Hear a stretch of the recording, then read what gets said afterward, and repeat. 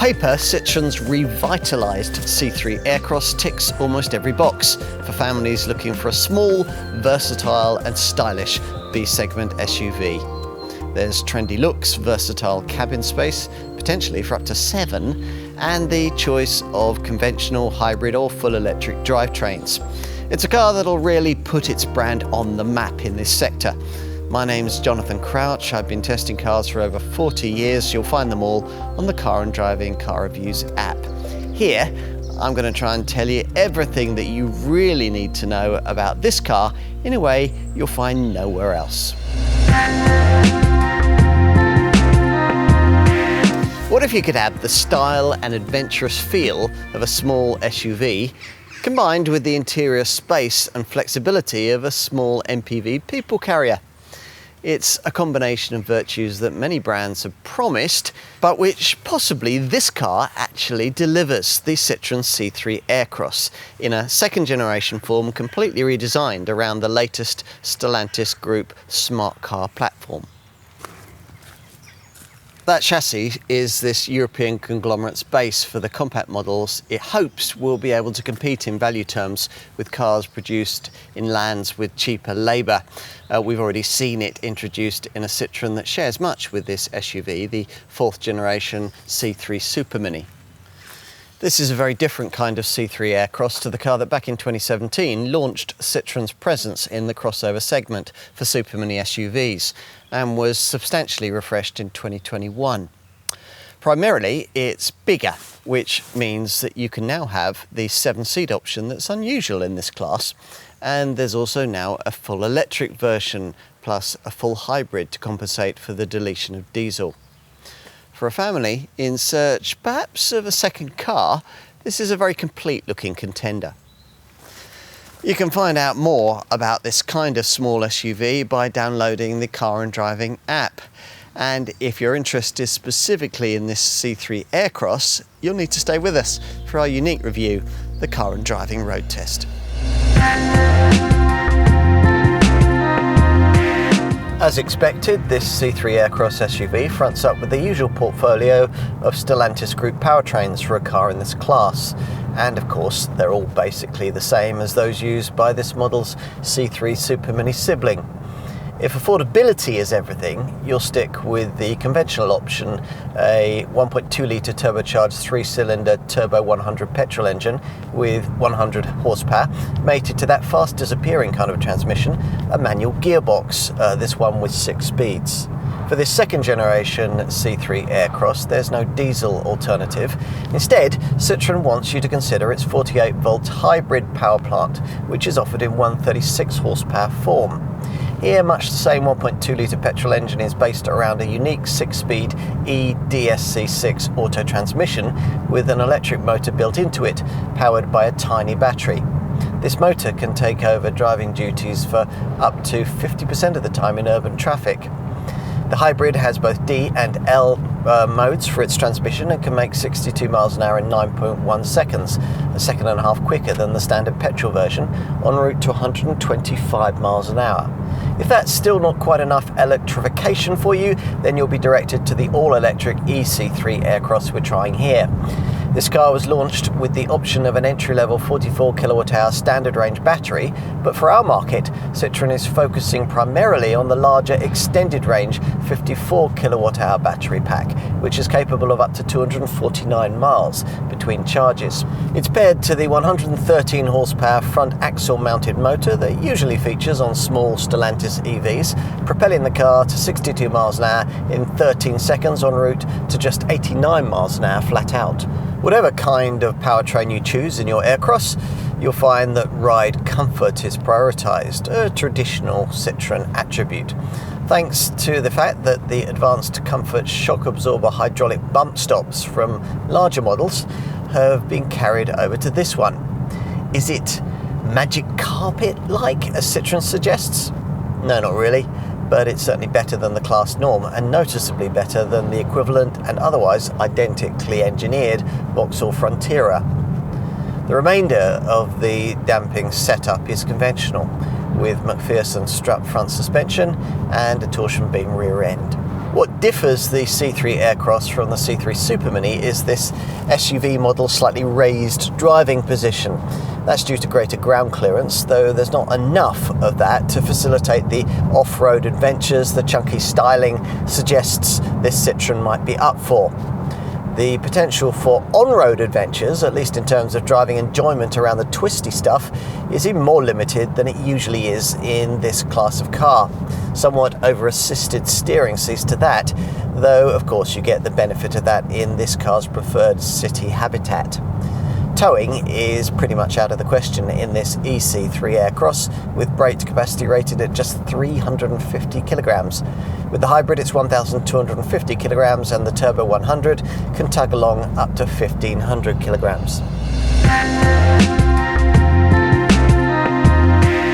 Predictably, the blocky, squirrel styling that Citroen's decided will characterise its future models, derived from the company's Ollie concept car of 2022, suits this C3 Aircross better than it does the 4th generation C3 Super Mini. Like the other Stellantis Group design in this segment that shares that conglomerate's smart car platform, the Vauxhall Frontiera, the Citroen is much bigger than the car it replaces, 200mm longer than the old C3 Aircross, with a much more overtly SUV vibe emphasised by extra ground clearance and black roof rails. It's actually only 250mm shorter than a supposedly much longer C5 Aircross.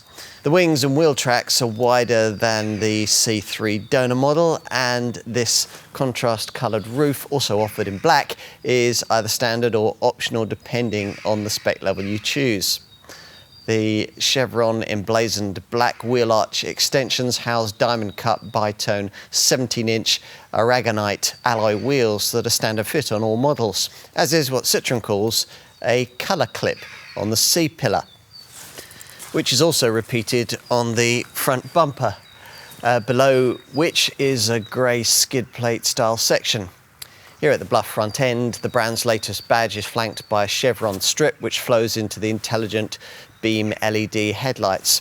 More chevron patterns feature on the lower grille, and front fog lights are integrated into the bumper. At the rear, there's a subtle roof spoiler, a dinky rear wiper, and another lower grey-themed skid plate style lower panel on the bumper. If you've stretched to this top max trim level, you'll get these 3D LED tail lights too. So it's all very different from the previous model. Will the same be true inside? Absolutely. As with the C3 Super Mini, this C3 Aircross features what Citroen calls a head-up display, which actually isn't that at all. Instead, it's a narrow letterbox-like display strip, which houses a small selection of digital instruments, primarily speed and range. This works with the almost equally unusual oval-shaped, over-buttoned steering wheel, which you're positioned in front of on these squashy advanced comfort seats, here finished in the contrasting metropolitan grey colouring you get with top max spec. All models come with this 10.25-inch central monitor, which gains connected 3D navigation in this top spec form. The home screen has the usual widget boxes for radio, phone, nav and settings, and you can swipe left to access Apple CarPlay and Android Auto. Thankfully, what this display doesn't have is climate controls, which at last Citroen has learned to separate out lower down the centre stack. Novel detailing supplies the required Gallic vibe, like the strange vertical vents that feature at either end of the dash, trimmed in the same shiny piano black that decorates the centre console. You might, though, feel you could do without these self-consciously funky red fabric tabs on the door that encourage the driver to have fun and the passenger to be cool. Now, you don't sit particularly commandingly for something that's supposed to be an SUV, but that's usual for a small crossover of this size. Build quality seems okay. The cabin's contrast colours, well, they work nicely, and softer textiles are used in some places, like on this fascia panel, as a relief from all the hard plastics. There's a large over-the-shoulder rear three-quarter vision blind spot, only slightly alleviated by tiny vertical quarter-light windows. Right, Time to take a look in the back seats. Now this is very much targeted as a second car, but would it work for a small family? An extra 380mm of body length over a regular C3 together with a 132mm longer wheelbase suggests that it might. And to aid access, there's longer rear doors than you'd get in an ordinary C3 Super Mini. Sure enough, here in the second row, there's comfortable room for a couple of adults, helped by a 2.67-metre wheelbase length that's the longest in the category. And you could even fit a modestly proportioned third person in the centre here, thanks to the almost flat floor. There are more of those cringy red tabs on the doors, encouraging you to feel good and be happy. Whether you'll feel particularly happy about the small door bins, the upright seat backs and the headrests that dig uncomfortably into the back of your neck until you raise them is another question. But Citroën does at least supply twin USB-C ports and a 12-volt socket. Disappointingly, unlike with the old model, there's no sliding rear bench, which you might think this second generation C3 Aircross would need because, unusually for a B-segment SUV, it offers the option of a third seating row, though only on the combustion versions, which is why it doesn't feature on this C3 Aircross test car. As you can imagine, though, that third row will be pretty cramped and is intended for small children only. Most of the time you'll have its chairs folded out of the way, so you can better access the decently sized boot. It's 460 litres in size with this 5-seat model, but if you've a combustion version with the third row seating fitted and folded into the floor, that figure would fall to just 300 litres. And with the third row seats upright, of course, you'll hardly be able to carry any luggage at all. Citroën claims a 40-litre total. A completely removable third row, like you get in, say, a Dacia Jogger, would probably work better. All 5-seat C3 Aircross models get this adjustable height floor, but there's nothing below the boot base, so no room for any sort of even temporary spare wheel. Even a puncture repair kit is optional. There are recesses and a bag hook either side, and you get a dim light on the right. Flatten the 60-40 split rear bench and up to 1,600 litres of space can be freed up. At the time of this test, in early 2026, prices for this second generation C3 Aircross were starting at around £21,500 for the conventional turbo petrol version and from around £25,000 for the hybrid, about the same as you'll pay for the equivalent version of the mechanically identical Vauxhall Frontera. Here we've chosen to try the all-electric variant, the EC3 Aircross. Like its Vauxhall Frontera electric Stellantis stablemate, this car was launched with an entry-level 44 kilowatt-hour standard range battery, but for the UK, Citroën primarily concentrates sales on the slightly larger 54 kilowatt-hour extended range battery that we're trying here.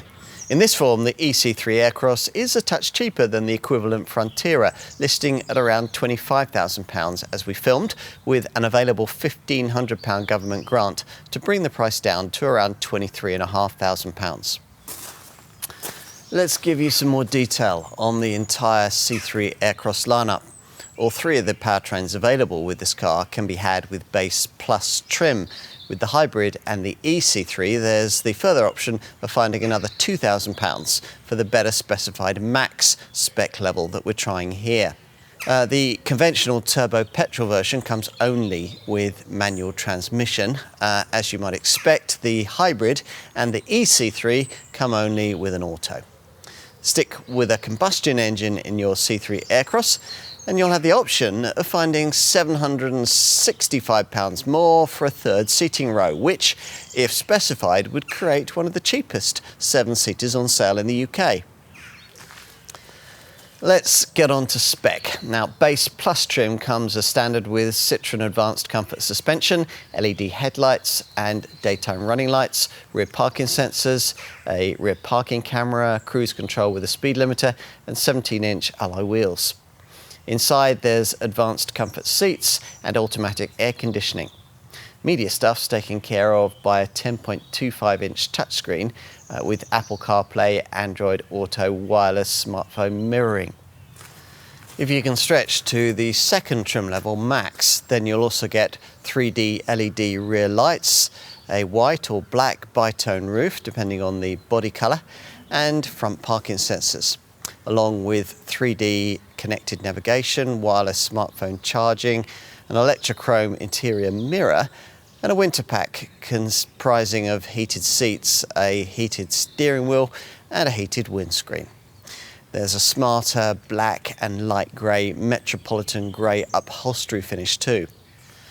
As for safety spec, well, all C3 Aircross models come with active safety braking, an active lane departure warning system, driver attention alert and traffic sign recognition.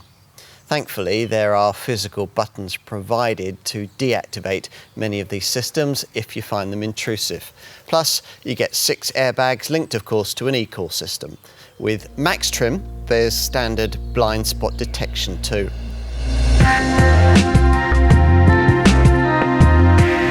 Small SUVs can't be as efficient as the Super Minis they're based upon. Extra weight and bluffer aerodynamics put paid to that. This C3 Aircross is no exception to that rule, in terms of weight tipping the scales at about 100 kilograms more than an ordinary C3.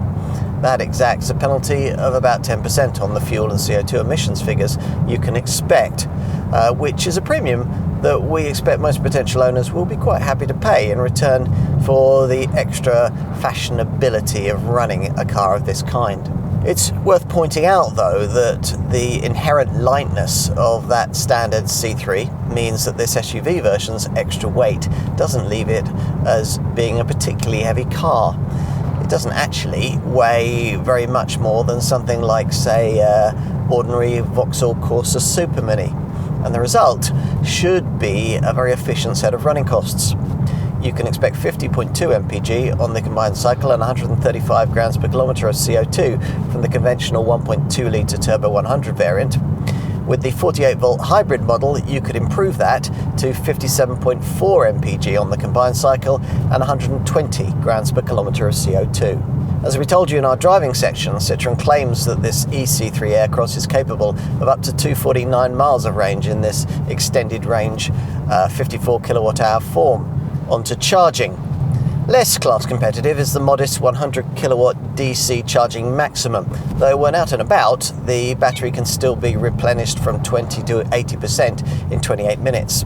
AC charging at home from 20 to 80% using a single-phase 7.4 kilowatt wall box needs 5 hours and 5 minutes, which you can reduce substantially to just under 3 hours by paying extra for the available optional 11 kilowatt onboard charger, should your home have the 3-phase supply allowing you to use it. Insurance is rated at Group 15 for the Turbo 100, Group 24 for the Hybrid, and Group 15 for this extended range EC3 Aircross. Residual values after 3 years and 36,000 miles are predicted at 47% for this EC3 and 51% for the combustion models. Combustion model service intervals are every year or 12,500 miles. All versions of this Citroën will be covered by the brand's usual unremarkable 3-year 60,000 mile warranty, plus the battery will have its own 8-year 100,000 mile cover package.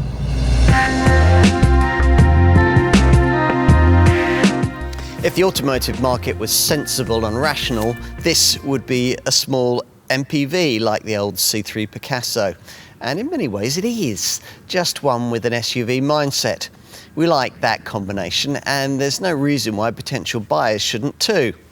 This rejuvenated second-generation C3 Aircross isn't especially fun to drive, but few B-segment SUVs are. What actually matters is that it's fun to look at and nice to sit in, which ought to also make it good to own. Yet at the same time, this model is pretty much as practical as the MPV it probably would have been a few years ago. Its other main attributes are distinctly Citroën ones: the cosseting advanced comfort seats and shock absorber hydraulic bump stops, the colour coordinated look, light curb weight and efficient engines, which together mean very competitive running costs, and upfront affordability, which could easily see you in a C3 Aircross at a substantial saving over comparable versions of key class rivals. And in summary, well, this is Citroen's idea of what a small SUV of this kind should be, and that makes it a little different from your other choices in this class, which might mean you'll end up liking this car a lot more than you thought that you were going to.